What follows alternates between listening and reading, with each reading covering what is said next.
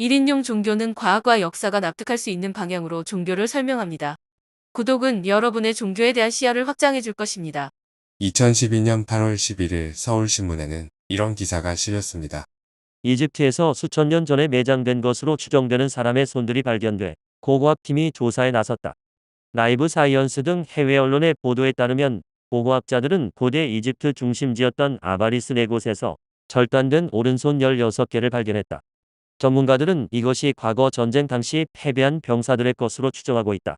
발굴을 책임지고 있는 맨프레드 비에탁 박사는 매장됐던 손 대부분은 크기가 매우 큰 것으로 보아 남자의 것으로 추정된다. 면서 매장 시기는 약 3600년 전쯤으로 보인다. 고 말했다. 이어 과거에는 상대 전사의 오른손을 자르는 것이 전력을 빼앗고 희생자의 수를 파악하는 데 주로 쓰였다. 면서 적이 영원히 다시는 힘을 쓰지 못하게 하는 것이 목적이기도 했다. 고 설명했다. 한편 전문가들은 오른손과 관련한 묘비글 외에 다른 자료에서는 정보를 찾을 수 없기 때문에 이러한 전통이 언제 누구로부터 시작됐는지는 정확하지 않다고 밝혔다. 이 기사는 원문이 조금 더 길고 파라오 아모세 1세 무덤의 손 자르는 내용에 대한 묘비가 있다고 설명하고 있지만 그 부분은 틀린 내용입니다. 파라오 아모세 휘하에는 동명의 아모세라는 병사가 있었습니다. 바로 이 아모세의 무덤에 손 자르는 내용이 나옵니다. 아모세는 아모세 1세부터 투트모세 1세까지 3대 파라오를 군인의 신분으로 모셨습니다. 자기 무덤 벽화의 일을 자랑할 만합니다. 잠깐 여기서 지명에 대해 설명하고 넘어가겠습니다. 저는 영상에서 설명할 때 남북 이집트라는 지명으로 설명하지만 실제 학계에서는 상하 이집트로 정해져 있습니다. 나일강 상류와 하류를 구분해 상하 이집트로 표기하지만 지도상으로는 상이집트가 남쪽이라 지도 위쪽을 상으로 여기는 고정관념과 충돌하기 때문에 간편하게 남북 이집트로 설명합니다. 자, 그럼 다시 아모세의 무덤으로 돌아가 봅시다. 아모세 무덤에 새겨진 아모세의 자전적 얘기는 조금 길기에 파라오 아모세 휘하에서 세운 공적만 인용하겠습니다. 나는 엘카브 마을에서 자랐다.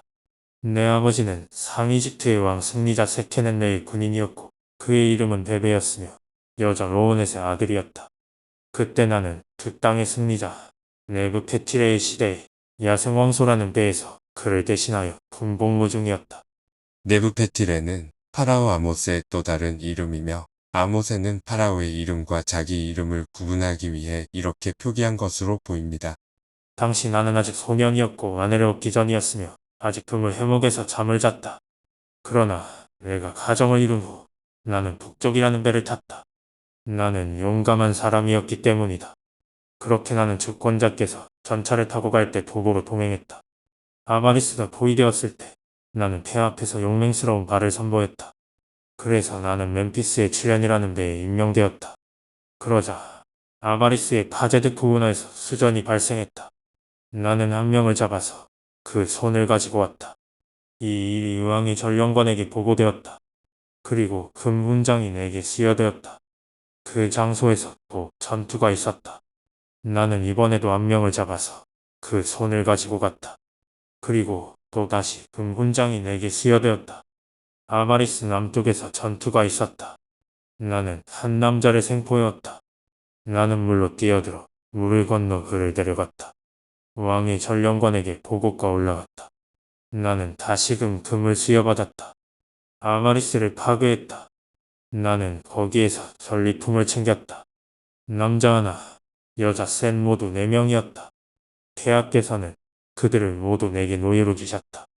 그때 샤루엔을 3년간 포위했다. 여호수아 19장 6절에 나오는 시므온 지파의 땅 이름과 같은 지역입니다.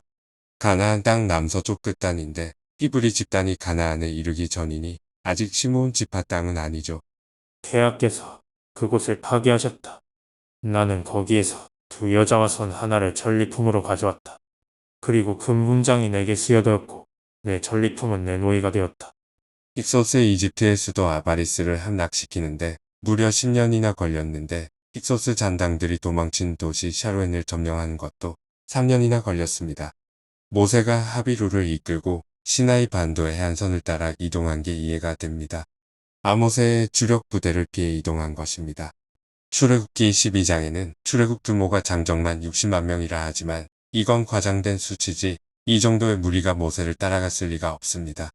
장정 60만 명에 그들의 가족을 합치면 200만 명이 넘을 텐데 이 정도 규모의 탈출 행렬이라면 아모세의 부대가 반드시 추격해 섬멸했을 겁니다. 그리고 고고학적으로 봐도 200만 명이 시나이 반도로 이주해 생활한 흔적도 발견된 적이 없습니다. 출애굽은 남북 이집트가 전쟁을 하는 와중에 전쟁에 질린 사람들이 시나이 반도로 소규모로 탈출했던 사건이지 성경 기록처럼 한꺼번에 대규모의 인원이 이동한 게 아닙니다. 모세가 아바리스에서 사람을 모아 시나이 반도로 직접 탈출시킨 인원도 수백 수천 명 수준에 그쳤을 겁니다. 예루살렘 히브리 대학교 성서학과 석좌 교수이며 샬롬 하트만 연구소 선임 연구원인 이스라엘 크놀 교수는 출애굽 인원이 500명이라고 주장합니다. 물론 크놀 교수는 출애굽 시기 역시 저와는 다른 견해입니다. 크놀 교수는 이스라엘이라는 민족과 종교가 세 부류의 집단이 합쳐져서 만들어진 것으로 판단합니다. 첫째 가나안에 애초 정착했던 집단, 그리고 아브라함처럼 티그리스 유프라테스 상류 지역에 살다가 가나안으로 이주한 집단, 마지막으로 이집트에서 가나안으로 이주한 집단, 이 세 부류의 집단이 합쳐져 이스라엘이란 민족과 종교가 만들어진 것이라고 합니다. 이집트에서 가나안으로 이주한 집단이 레위이며 이들이 눈에 보이지 않는 유일신 개념을 들여온 것이라고 판단합니다. 레위가 성직자 집단이라는 고정관념에서 벗어나지 않습니다. 저는 여태까지 영상을 올리며 모세, 예수, 다윗 등 핵심 인물을 다루며 그들을 종교라는 카테고리에 가두지 않았습니다.